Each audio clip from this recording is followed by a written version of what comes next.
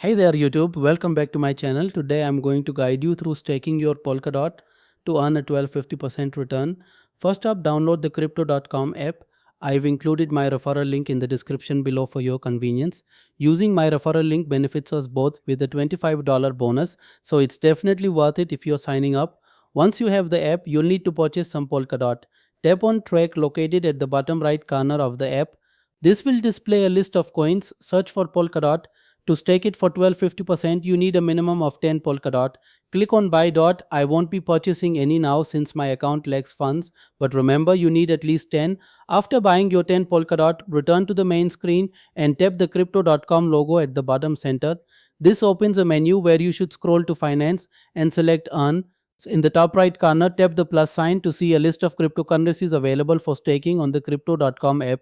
Find Polkadot and you'll see three options: flexible, withdraw anytime with an 8% return; 1 month, lock in for 1 month for a 10% return; 3 months, lock in for 3 months to earn 12-50%.